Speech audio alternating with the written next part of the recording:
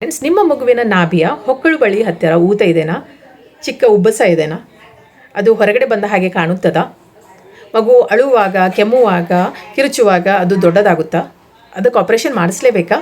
ಹಾಗೇ ಇರಬೇಕಾ? ಇದರ ಬಗ್ಗೆ ತಿಳಿದುಕೊಳ್ಳೋಣ. Welcome to health awareness doctor Vijaya. Parents, ಎಷ್ಟೋ ಮಕ್ಕಳಲ್ಲಿ ನಾಭಿ ಹತ್ತಿರ ಊತ ಇರುತ್ತದೆ, ಹೊರಗಡೆ ಬಂದ ಹಾಗೆ ಕಾಣುತ್ತದೆ. ಅದನ್ನು ವೈದ್ಯಕೀಯ ಭಾಷೆಯಲ್ಲಿ ನಾವು ಅಂಬಲಿಕಲ್ ಹರ್ನಿಯಾ ಅಂತ ಹೇಳ್ತೇವೆ. ಎದಕ್ಕಾಗುತ್ತದೆ?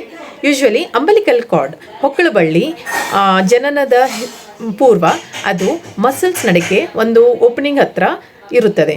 ಹೊಕ್ಕಳು ಬಳ್ಳಿ ಬಿದ್ದ ನಂತರ ಸ್ವತಃ ಮುಚ್ಚಿಕೊಳ್ಳುತ್ತದೆ. ಬಟ್ ಕೆಲವು ಮಕ್ಕಳಲ್ಲೇ ಅದು ಮುಚ್ಚಿಕೊಳ್ಳದೇ ಇದ್ದಾಗ ಅಂಬಲಿಕಲ್ ಹರ್ನಿಯಾ ಆಗುತ್ತದೆ. ಅದರಿಂದ ಕರುಳು ಅಥವಾ ಫ್ಯಾಟ್ ಹೊರಗಡೆ ಬಂದ ಹಾಗೆ ಕಾಣುತ್ತದೆ. ಪೇರೆಂಟ್ಸ್, ಈ ರೀತಿ ಇದ್ದಾಗ ನೀವು ಕಾಯಿನ್ ಇಡೋದ್ರಿಂದ, ಗಟ್ಟಿಯಾಗಿ ಬಟ್ಟೆ ಕಟ್ಟೋದ್ರಿಂದ, ಬೆಲ್ಟ್ ಹಾಕೋದ್ರಿಂದ ಅಥವಾ ಟೇಪ್ ಹಚ್ಚೋದ್ರಿಂದ ಇದು ಹೋಗೋದಿಲ್ಲ. ಸೊ ಈ ರೀತಿಯ ತಪ್ಪುಗಳನ್ನು ಮಾಡಬೇಡಿ. ಇದರಿಂದ ಇನ್ಫೆಕ್ಷನ್ ಅಥವಾ ಕಾಂಪ್ಲಿಕೇಶನ್ ಆಗೋದೇ ಜಾಸ್ತಿ. ಪೇರೆಂಟ್ಸ್, 90% ಮಕ್ಕಳಲ್ಲಿ ಇದು ತಾನೇ ಮುಚ್ಚಿಕೊಳ್ಳುತ್ತದೆ. 2 ವರ್ಷದಿಂದ 4 ವರ್ಷದ ಒಳಗೆ ಮುಚ್ಚಿಕೊಳ್ಳುವ ಸಾಧ್ಯತೆ ಇರುತ್ತದೆ. ಆದರೆ 2 ವರ್ಷದ ನಂತರನೂ ಇದ್ದರೆ ನೀವು ಆವಾಗವಾಗ ಅಬ್ಸರ್ವೇಷನ್ ಫಾಲೋ ಮಾಡಿಕೊಳ್ಳೇಬೇಕು. ನಿಮಗೇನಾದರೂ ಡೌಟ್ ಇದ್ದರೆ DM ಮಾಡಬಹುದು, ಇದರ ಬಗ್ಗೆ ತಿಳಿದುಕೊಳ್ಳಬಹುದು. ಪೇರೆಂಟ್ಸ್, ಈ ಇನ್ಫಾರ್ಮೇಷನನ್ನು ಸೇವ್ ಮಾಡಿ ಬೇರೊಬ್ಬ ತಂದೆ ತಾಯಂದಿರಿಗೂ ಶೇರ್ ಮಾಡಿ ಅಂಬಲಿಕಲ್ ಹರ್ನಿಯಾ ಬಗ್ಗೆ ಜಾಗೃತಿಯನ್ನು ಮೂಡಿಸಿ.